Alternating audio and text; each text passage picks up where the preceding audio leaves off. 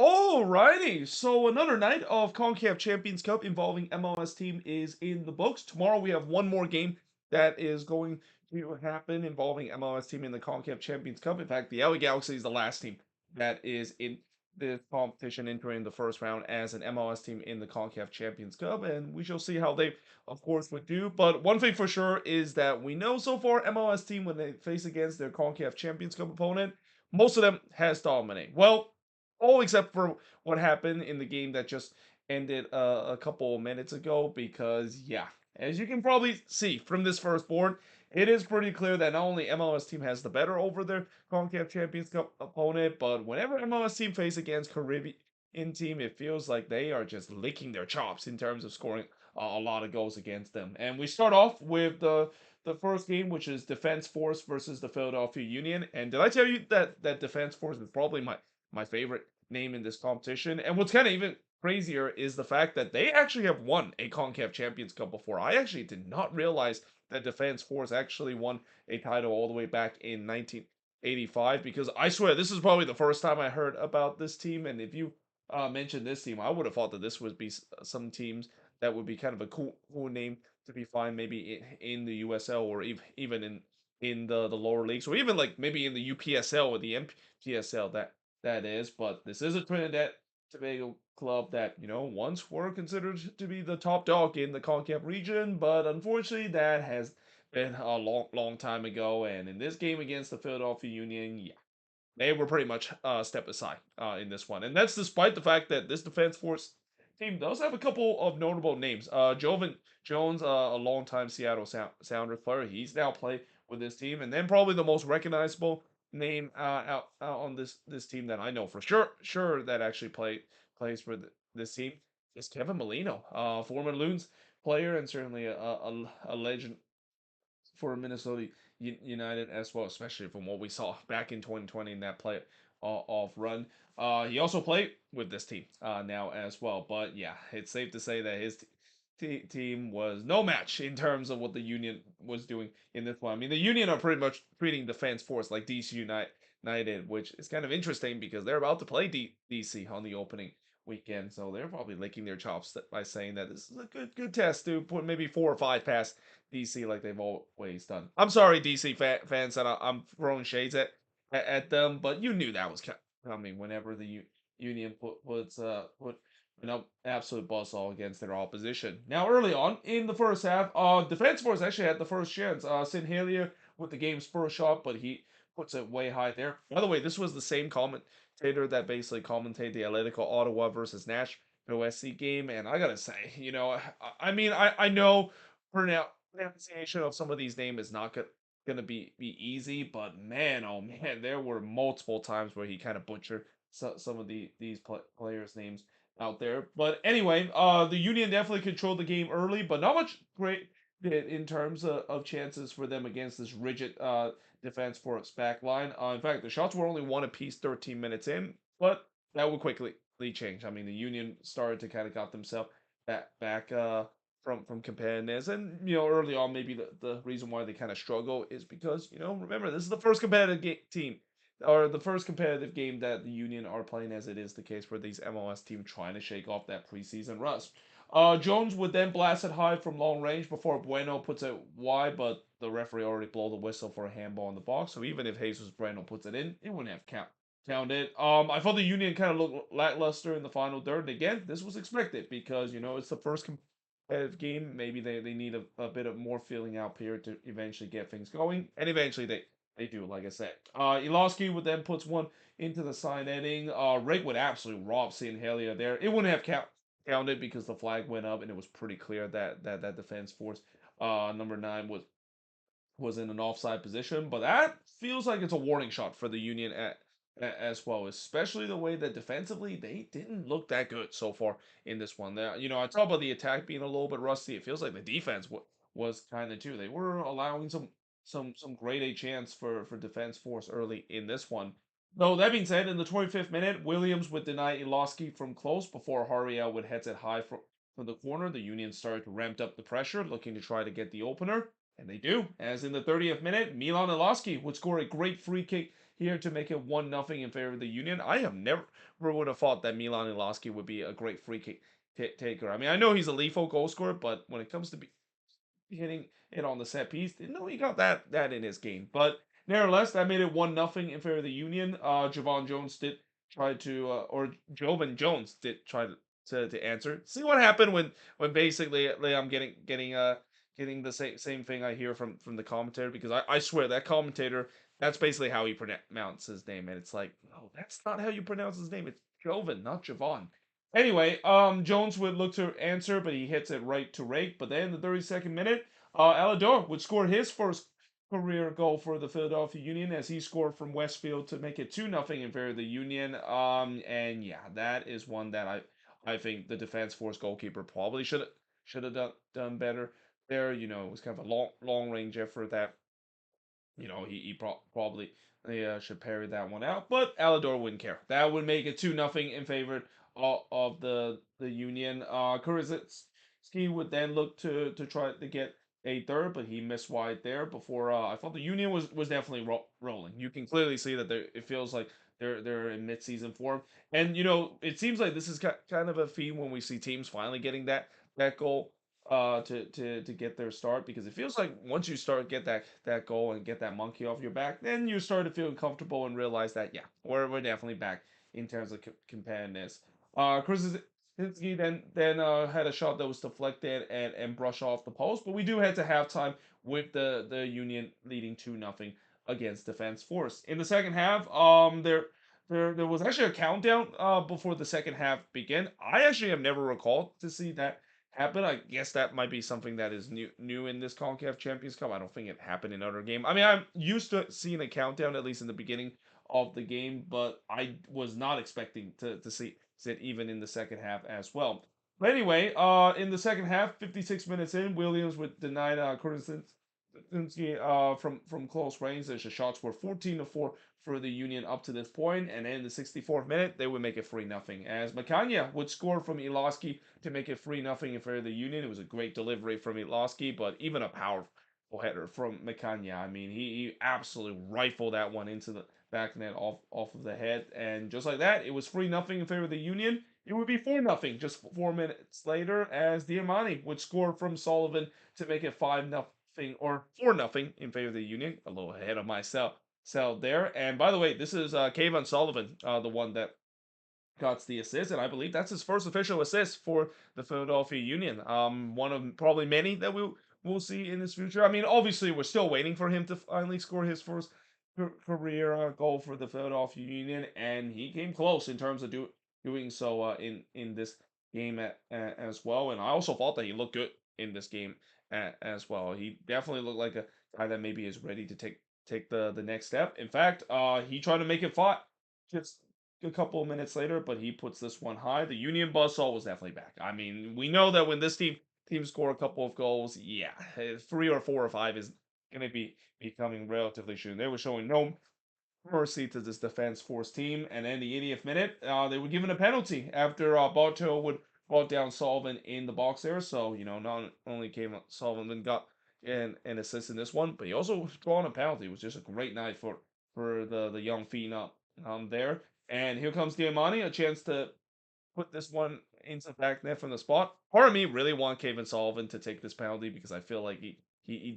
deserve it. But I understand then why they decided to go with Diamani, because he's more of a sure thing. Though I say that, but this was not a great penalty. I mean, Diamani did put this one away, but this was not a great penalty. I mean, Isaiah Williams, the defense force goalkeeper, he probably should have saved this one too. I mean, this one wasn't really hit that well toward the corner. And if this wasn't an average MLS goalkeeper, I think this one would have been safe as well. But nevertheless, it was 5-0 up to this point for the Union. We then get some coming together. This is something we haven't seen a lot, and I say this because even in that game between San Diego and Pumas, usually you might see some coming together between both of the team. I didn't really see as much of that in that two-leg affair, and I certainly have not seen coming together, at least in these first couple of games involving MLS team in the CONCACAF Champions Cup. So it's kind of interesting that I definitely saw some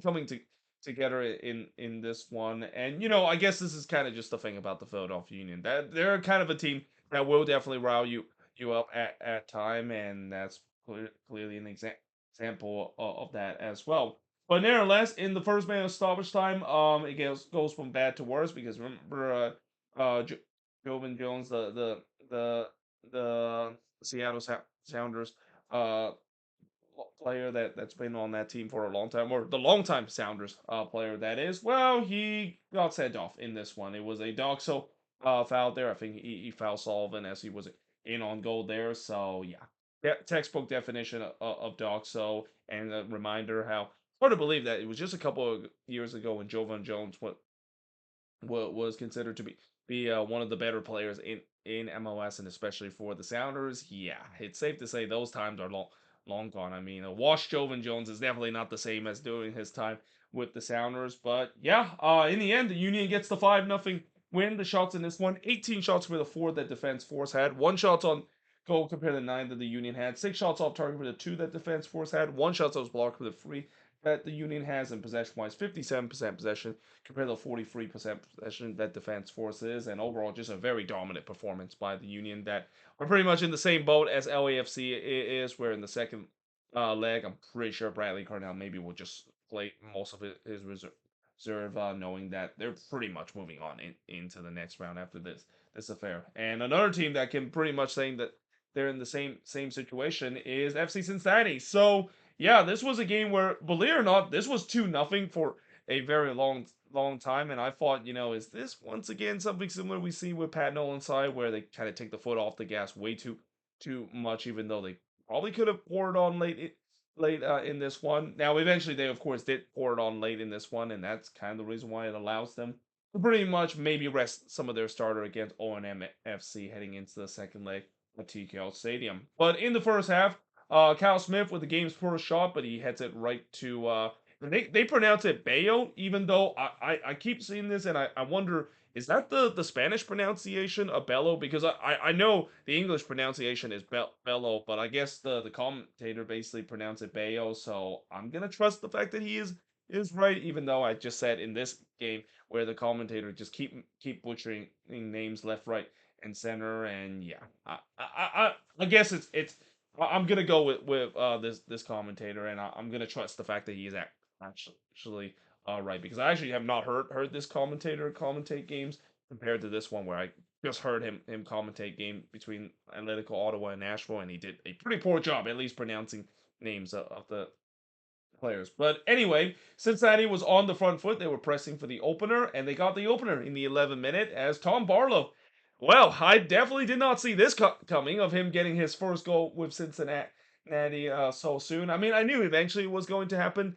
I didn't think it was going to be on his debut, but I guess that's how it is sometimes. As now Tom Barlow has officially scored in the CONCACAF Champions Cup. I think now we can safely say that he is the greatest meme lord right now in MLS. Probably even better than Breck Shea as well, because at least you can't say that Breck Shea has scored a CONCACAF Champions Cup goal. But anyway, that made it 1-0 in favor of Cincinnati. Evander then looked for a second on the free kick, but he puts that one high, and he knew it too. I mean, he got that technique all wrong there, and you can kind of see that even as good as Evander is when it comes to free kick, he seems like he's still in preseason mode, because that was definitely very unlike Evander of putting that free kick way high there and not close being on target. The first shot for O&M did see Gomez puts it way high in the 20th minute before Olas Gasti would puts it high from the corner in the 25th minute. O&M started to get into this game a bit, and this is kind of maybe concerning for Cincinnati, because they show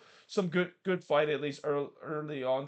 Cincinnati with the intensity, it kind of dropped as the game goes along. And again, this maybe is due to what is the big issue with Pat Nolan's side in the past, where they maybe get themselves too comfortable after only they go up 1-0 in the game. And after all, I always say a Pat Nolan special is always them winning one goal every single game like they've done in the last couple of years. But the good news is they did make it 2-0 in the 33rd minute, as Kevin Danke would score his first goal of 2026 from Wobedo to make it 2-0 in favor of Cincinnati. And yeah, that is one that Bayo the O&M goalkeeper, he would not want to look back. Like I've already said in this game where Isaiah William, the defense for goalkeeper, was not relatively good. Yeah, Bayo basically said, "Hold my beer," because this was one where Danke basically hits this one. I guess there was a little bit of a knuckler on that shot, but it looked like Bayo was maybe trying to catch that, and it just went right through his hand and right under the wickets. I mean, it feels like it's kind of like your typical nutmeg kind of goal that is, but the fact that he not only didn't catch that one, but it just kind of went right through his wickets like that, yeah, that is definitely one that he would not to want to look back. And yet, despite how bad that is, I have seen that happen before in the past, even in MLS play, where I've seen some crazy howler like goalkeeper.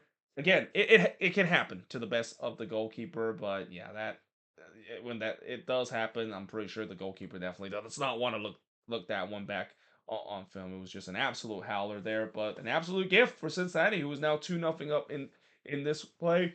Mayo did look to answer for O&M, but he had to wide in the 42nd minute before Bayo would deny Evander from close. And to be fair, Bayo, besides that howler that he had in the 33rd minute, I thought he had a good game in this one as well. But we do head to halftime with Cincinnati leading 2-0. In the second half, Gomez would put it high from long range. Not much really happened in the second half. And again, this is pretty typical of Cincinnati, maybe taking their foot way off the gas, trying to cruise their way to the victory with possession. Bayo would then deny Wobodo from close before Jabari would head it just high on a diving header in the 65th minute. What an adventurous game this was for Jabari. I mean, he definitely had a roller coaster kind of game of how this ends up. Baez would then put it high from long range in the 67th minute. OM definitely has their moment to get one back, and this might be a little slight concern for Cincinnati. Again, this is kind of the thing that frustrates Cincinnati fans, the fact that they are clearly better than O&M in this one, and they can definitely take it down even a little bit more notch and really just put on the afterburner and score a couple more goals against this O&M team. But it just feels like they didn't. They just kind of almost stuck in neutral in terms of just trying to cruise their way to an easy 2-0 win. In fact, the shots were getting pretty even now as well. 11-8 in favor of Cincinnati, which consider when you look at the other matchup we've seen MLS team play in the CONCACAF Champions Cup, that's relatively even up to this point. Beaumont then hits it right to Bayo in the 77th minute, but then in the 78th minute, a penalty was given to Cincinnati as Jabari was brought down by Bayo in the box. Bayo actually injured his hand during that process, but miraculously, not only the fact that he was able to recover from that, but he made the save from the spot. He even redeemed himself after giving up that penalty as he denied Jabari from the spot there. So yeah, for Jabari, what a cursed night it's been in terms of him. Earlier with that diving header, that was a huge chance as well, especially from point blank range. But now missing from the spot, I mean, it just feels like this was turned out to be an absolute nightmare night for the Cincinnati backup number 9. But the good news is he did redeem himself just a couple of minutes later because he would score here from Wobodo to make it 3-0 in favor of Cincinnati, and it was an absolute banger. I mean, he rifled that near post there, and sometimes that's just how games work. You miss an easy chance, especially from the spot, and then you convert in a chance where you usually don't see players score from that type of angle. But certainly redeem himself after missing those chances early on. Mentorello then looked to answer, but he blasted that one high. But then in the fourth minute of stoppage time, Ari would score again. This time he scored from Dado Valenzuela to make it 4-0 in favor of Cincinnati, though I feel like this goal probably should have been chopped off. I mean, they did go to VAR, and when they went to VAR, I was thinking, yep, they're probably going to chop this one off because on first look, it definitely looked like Jabari went a step early, but no, they say that the goal stands. So yeah, I guess for Cincinnati they'll be happy with that, even though it's pretty clear that I don't think that is the right call. I mean, when it comes to VAR calls and also some bad call in the CONCACAF Champions Cup, I mean it pretty much go like peanut butter and jelly. I mean you're gonna see some bad calls in this competition, and I even said many times before, even though VAR have finally introduced in this competition a couple years ago, I don't think it really makes a huge difference because at the end of the day, the people that is in charge of VAR is the same people that are making these bad calls, and yeah, I think in my opinion that goal probably should have not counted. But hey, I don't think Cincinnati would care, and I also don't think Jabari would care because what a roller coaster night he has from the lows of lows of missing from the penalty spot and then missing that big chance in the 65th minute to scoring 2 goals to finish with a brace, even though one of them probably shouldn't have counted.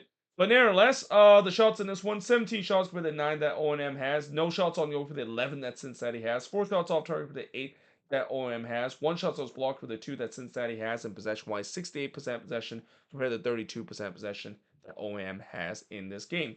That being said, I am now going to switch board and look at the last game of the night that just concluded about 20 minutes ago.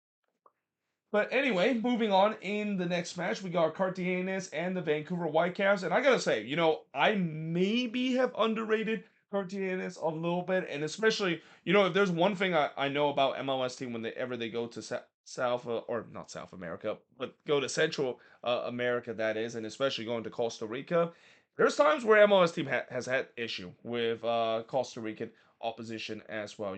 We've seen Heredino has caused some big upsets before over MLS team. We even see Saprissa have done it before as well, and in some cases Alajuelense has done it as well. But yeah, I maybe have seriously underestimated the fact that Cartagenas was actually at least a respectable team in Costa Rica as well, because in this game they absolutely frustrated the Vancouver Whitecaps. I mean, the Whitecaps, I know this is, again, like many MLS teams, this is the first competitive game of the season, and it's clearly shown in this one where they just don't look that good going forward on the attack. And you got to also remember, this is the same team that did lose their opening matchup as well. I think it was it Saprissa or Alajuelense that they lost last year in their opening matchup. So it's not something that it is unfamiliar that the Whitecaps struggle in their first game, especially down in Costa Rica. And at least the good news in this one is that even though they struggled, they didn't give up a late goal like what happened last time in their first game, the CONCACAF Champions Cup down in Costa Rica. Now, in the first half, the first shot of the game did see Briseño deny Berhalter from long range. The Whitecaps definitely was on the front foot as they were pressing early for the lead, but the shots were only 1-0 15 minutes in. And despite the fact that the Whitecaps were playing some pretty soccer, at least in the beginning of this game, I mean, the passing was absolutely exceptional for the Whitecaps. But the problem is sometimes they kind of maybe overplayed it a bit, and they just haven't really quite get that final ball correct. Sabi would then hit one right to Briseño before Blackman would head it high from the free kick in the 28th minute. The Whitecaps were definitely getting closer, but question is, can they finally get that goal scoring lid open, and can they finally beat the Cartagena netminder? It seems like he's on his game in this one.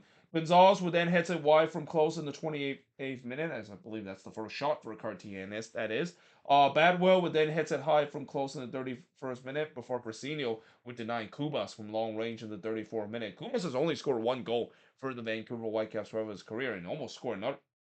I mean, this was a really nice strike there from Cubas, but even better save there from the Cartagena netminder Briseño. But the shots were 7-2 for Vancouver up to this point. All 4 of the shot on goal has been in favor of Vancouver. Laborda would then puts it over from the free kick, but we do head to halftime scoreless between both of these teams. Something that I haven't said a lot with MLS team in the CONCACAF Champions Cup. I think I've only said it like once, and or actually twice. Once was when San Diego was playing Pumas, and then the second time was also San Diego versus Pumas. And both of those legs, it was a 0-0 resort heading into the intermission break. But in the second half, Gaete would then put it just wide from long range. I didn't think it was a great start for the Vancouver Whitecaps. It looked like they definitely didn't start on time in the second half, and this is despite the fact that they had the possession again in the second half. It feels like it was pretty clear the game plan for Cartagenas in this game is they're just gonna pack it in and just gonna make life as miserable as possible for the Whitecaps to break them down. And it was mission accomplished, certainly for the Costa Rican side, because the Whitecaps, despite the fact that they had all the possession, they just have no idea how to break down Cartagenas in the final third. And that's also something that I would also say that the Whitecaps had sometimes have that issue last season as well. As good as they were last season, we have seen a couple of times when they did try to face against a team that clearly have no interest of it attacking most of the game and just kind of bunker things down. Yeah, that's when the struggle kind of started to come. A great example, I think, was when they played Minnesota last year at BC Place, where Minnesota and Eric Ramsey was putting terrorist ball against them, and they just had no answer in terms of to find the goal scoring touch that they needed. Ocampo would then hits it right to Brasinio before Kubas. I thought he got away with a red card here in the 66th minute. He clearly put Stutz up on one of the Cartienes player. If this was MLS, absolutely a red card. They would have definitely even gone to VAR if this was being missed, because when you see Kubas, he put his Stutz up halfway way up the leg of an opponent and clearly into the calf of an opponent. I mean, that is a textbook example of a studs up challenge. I mean, that's a red card any given day, but because this is the CONCACAF Champions Cup, and again, in the CONCACAF Champions Cup, it's really hard to get a red card, even of an ugly challenge that is, because it feels like the leeway when it comes to these ugly challenge is way bigger compared to what we see in MLS play. But in the 72nd minute, Ocampo then hits one right to Brasinio, and it just feels like the Whitecaps were starting running out of ideas. And going for on this attack, they just doesn't seem like themselves tonight. And you also notice I haven't even mentioned Brian White name. He had a really quiet game in this one, and for a guy that was really the hero last season in the Champions Cup as well, yeah, this was definitely not a great start from him. He was pretty much invincible throughout this game. Badwell would then puts it wide from long range in the 78th minute before Berhalter would puts it wide from long range in the 87th minute, and that shot just kind of sums up the Vancouver Whitecaps. And we talk about Brian White having an off night. I would say the same thing for Sebastian Berhalter. Yes, he had some good chance from long range that came close up putting it into the back net. But what's Berhalter is more known for is spraying those long ball and show his vision to create the chances, which is something that we just didn't see enough in this game. And again, maybe this is because of the fact that it is still kind of preseason for the Vancouver Whitecaps. It's really hard to look like what they were last season for the first game. And I have no doubt that, even after this game, I know some Whitecaps fan might be very, very concerned about how this team is, and maybe they hit the peak last season. I still think this is just an example of a team that is in preseason mode. And remember, last year they lost their first game under Jasper Sorensen. So I don't think there should be some panic even after this nil result. But still, it was clearly a game where it was just not going to happen for the Vancouver Whitecaps. They just don't have any finishing ability, and also final their ability to break down this low bar that Cartagena got. And in the end, for Cartagena, it feels like it's mission accomplished for them. They earn a 0-0 draw in this one. The shots in this one, 16 shots for the 7 that Cartagena has had. No shots on goal for the 5 that Vancouver has. It's important to note that Vancouver had 4 shots on goal for the first 35 minutes. They only had 1 shot on goal for the rest of the game. That just kind of shows you that that's when the frustration started to got to this team, where they just cannot find those good chances like they did in the first half. 5 shots off target with a 4 that Cartagena has. 3 shots off blocked with a 6 that Vancouver has. And possession-wise, 76% possession compared to just 24 that Cartagena has. Like I said, Cartagena, they were in no mood in terms of playing possession and trying to go at this Vancouver team. They're just going to kind of almost park the bus throughout the whole game, and it feels like mission accomplished for them, able to earn this hard-fought 0-0 draw. And now for the Vancouver Whitecaps, they're kind of in the same situation as they were last year, at least in the first round.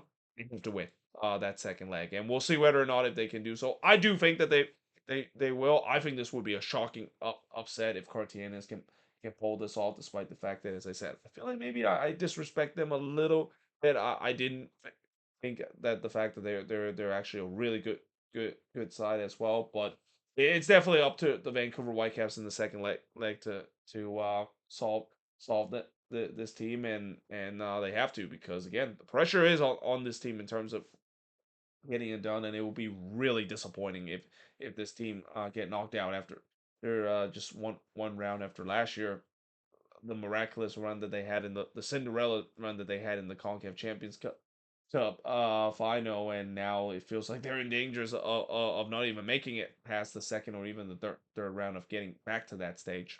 But there you have it. That is pretty much it in terms of looking at all these games in the CONCACAF Champions Cup involving MLS team on Wednesday night. Like I said, we got one more game tomorrow, and then of course I'll be doing the preview of the opening weekends of the MLS action because obviously, I've been saying these are kind of like the appetizer game, kind of one that is getting ready for me to talk about some MLS action as the season is about to begin. But either way, hope you guys enjoyed this video. If you do, make sure you like, smash the subscribe button. Let me know in the comments below what do you think of these games that happened tonight and this review as well. But until then, hope you guys enjoyed this video, and I will see you guys next time.